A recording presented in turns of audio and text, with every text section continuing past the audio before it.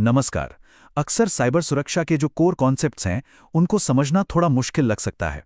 तो आज हम इन्हीं कॉन्सेप्ट्स को 4 मजबूत स्तंभों यानी पिलर्स के रूप में समझेंगे। ये आपकी परीक्षा की तैयारी के लिए एक बहुत ही स्पष्ट और मजबूत आधार तैयार करेगा। तो आज का हमारा सफर इन 5 मुख्य लेयर्स से होकर गुजरेगा। गवर्नेंस, फिजिकल, ह्यूमन और सिस्टम लेयर्स, जिन्हें हमने 2 हिस्सों में बांटा है, ट्रस्टेड सिस्टम्स और मल्टी लेवल सिक्योरिटी। परीक्षा के लिए यह समझना बहुत जरूरी है कि ये सभी लेयर्स एक दूसरे पर कैसे निर्भर करती हैं और एक साथ मिलकर एक मजबूत सुरक्षा का ढांचा कैसे बनाती हैं। तो चलिए शुरुआत करते हैं सबसे पहली और कह सकते हैं सबसे जरूरी लेयर से, गवर्नेंस लेयर। देखिए, किसी भी मजबूत इमारत की तरह साइबर सुरक्षा की भी एक नींव होती है, और ये नींव बनती है उन औपचारिक नियमों और प्रक्रियाओं से जो किसी भी संगठन के अंदर होने वाले हर सिक्योरिटी एक्शन को गाइड करते हैं। तो सिक्योरिटी पॉलिसीज एंड प्रोसीजर्स आखिर हैं क्या? इसे ऐसे सोचिए कि ये किसी भी संगठन की सुरक्षा का संविधान है। ये वो लिखित नियम हैं जो एक संगठन को अपने सभी तकनीकी संसाधनों जैसे डेटा और सिस्टम की रक्षा करने के लिए एक जरूरी गवर्नेंस फ्रेमवर्क देते हैं।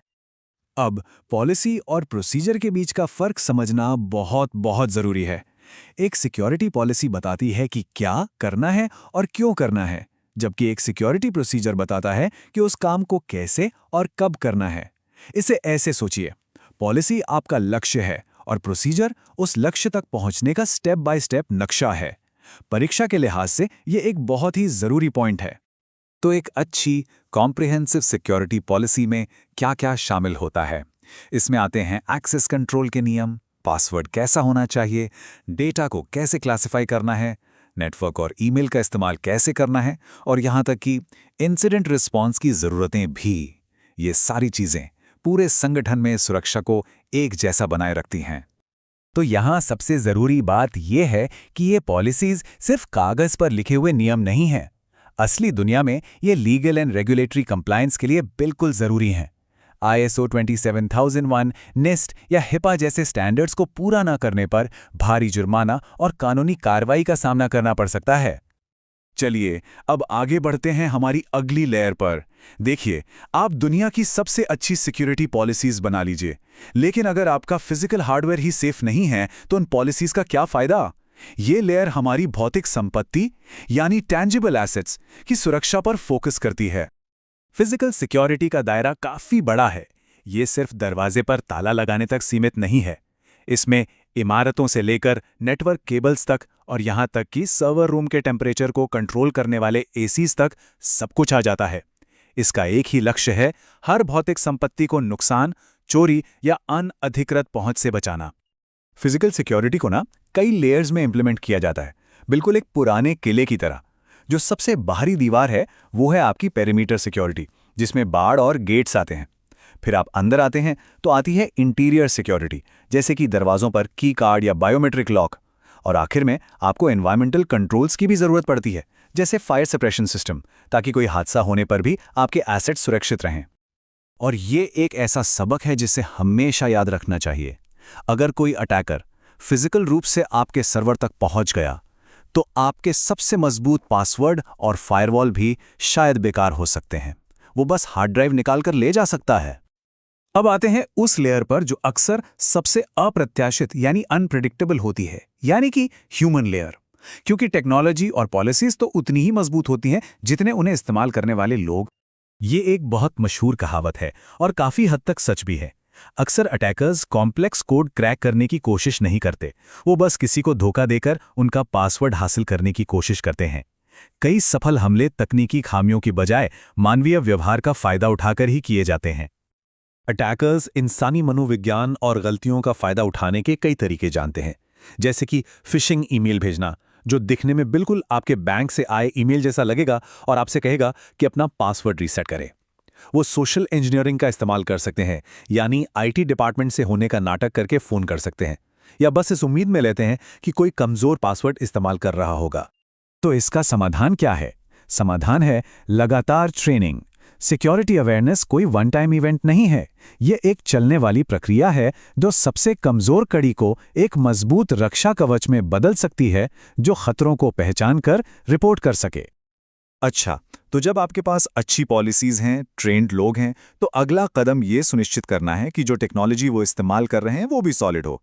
यहाँ हमारा फोकस इस बात पर होगा कि सिस्टम्स को शुरुआत से ही इनहेरेंटली सिक्योर कैसे डिज़ाइन किया जा सकता है। तो ये ट्रस्टेड सिस्टम आखिर है क्या? यहाँ ट्रस्टेड शब्द को समझना बहुत ज़रूरी है।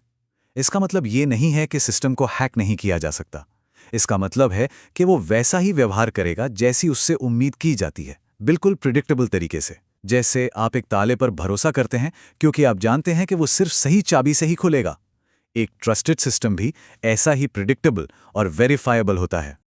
एक सिस्टम को ट्रस्टेड बनाने के लिए कई आर्किटेक्चरल फीचर्स होते हैं। इसमें शामिल है स्ट्रॉन्ग एक्सेस कंट्रोल, जैसे कि मैंडेटरी एक्सेस कंट्रोल या मैक। एक और ज़रूरी फीचर है प्रोसेस आइसोलेशन। इसका मतलब यह है कि अगर आपका वेब ब्राउज़र क्रैश हो जाता है तो ये आपके पूरे ऑपरेटिंग सिस्टम को अपने साथ क्रैश नहीं करेगा। सिस्टम ट्रस्ट की ये नींव हार्डवेयर में ही होती है और इसकी शुरुआत होती है एक स्पेशल चिप से, जिसे कहते हैं ट्रस्टेड प्लेटफॉर्म मॉड्यूल या TPM। अब क्योंकि ये एक फिजिकल चिप है, इसे सॉफ्टवेयर अटैक से बदला नहीं जा सकता। इसी को कहते हैं hardware root of trust. TPM system के ऑन होते ही एक चेन ऑफ ट्रस्ट बनाता है। इसे ऐसे सोचिए जैसे आप एक घर बना रहे हैं। पहले आप फाउंडेशन यानी TPM को चेक करते हैं, फिर आप पहली दीवार सिक्योर बूट को चेक करते हैं, ये पक्का करते हुए कि वो सुरक्षित है, और उसके बाद आप हर एक ईंट सिस्टम इंटेग्रिटी को चेक करते जाते हैं। ये प्रोसेस सिस्टम की अखंडता को बनाए रखता है।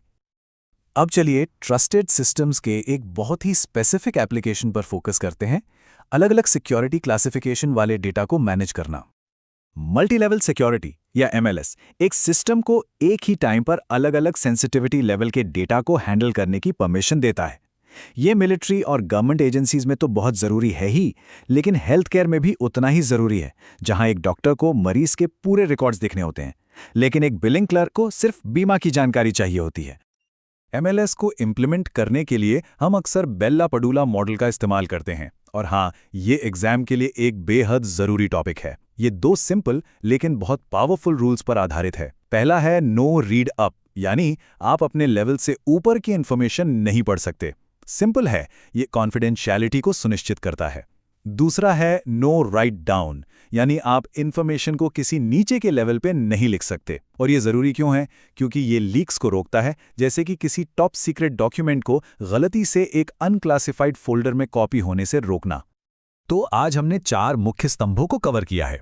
गवर्नेंस, जो नियम बनाता है; फिजिकल, जो हमारी संपत्ति की रक्षा करता है; ह्यूमन, जो हमारी रक्षा की पहली पंक्ति है; और सिस्टम, जो हमारी टेक्नोलॉजी की नींव है। तो इस सब के बाद एक आखिरी सवाल मन में आता है, जैसे जैसे खतरे और बढ़ रहे हैं, इनमें से किस लेयर को सबसे ज्यादा इनोवेशन की सबसे जल्दी जरूरत है? ये अवलोकन अनुपम द्वारा बनाया गया था।